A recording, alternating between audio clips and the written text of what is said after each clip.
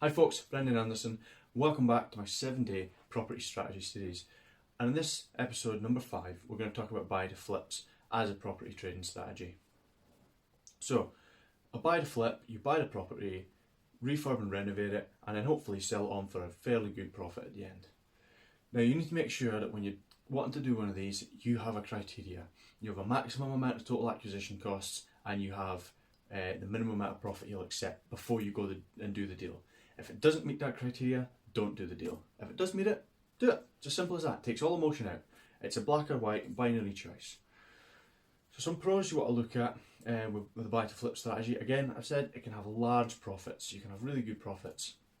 And it's a fairly quick turnover of cash. You're talking 6 months if they're adhering to the 6 months rule and all that. So it's good for that. It's quick, it puts the money to work, it gets it back on a really high return, which is great.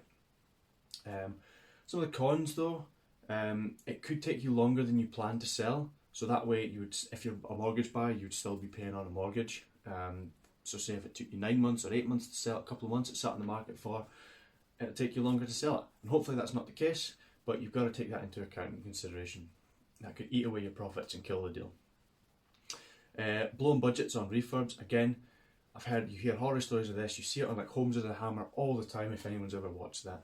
Bought this property, probably bought it too high to start with because they got emotional at an auction and they thought, right, let's go and put this money into a property refurb, and next thing you know they spent 10-15 grand over and that's all the profit in the deal gone.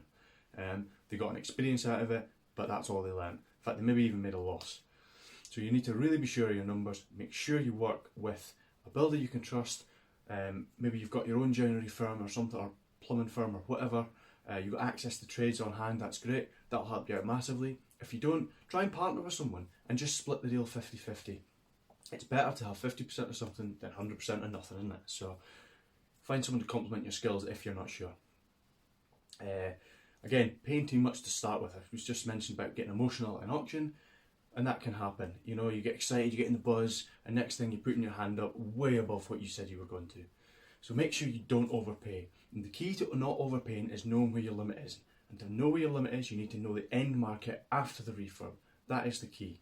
So if the current market value is 100 and you think the end value is going to be 150, just throwing random numbers out there, then you need to absolutely affirm that it's 150 because you've looked at different comparables, you've asked estate agents, you've asked people in the know, and it's all bits and pieces of the picture come together and you go, that's the end value. So therefore, I can put in a maximum bid of 80,000 or whatever it is, because the refurb's going to take X amount and bills and mortgages and all that sort of stuff.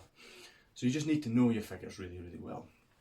Again, if you're not sure about doing this on your own, or you've got a particular set of skills, like I said, you may be a building firm or whatever, or you just want to work with somebody else because you can't invest all the time but you've got the money, or whatever your story is, partner up and JV, joint venture with somebody.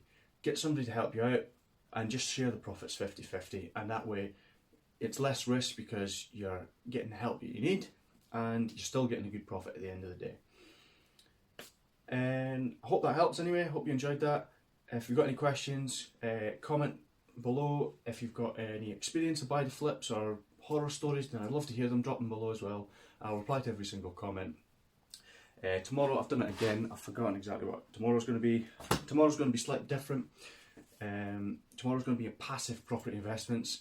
So tune in for that to find out what that's all about tomorrow, and we look forward to seeing you then.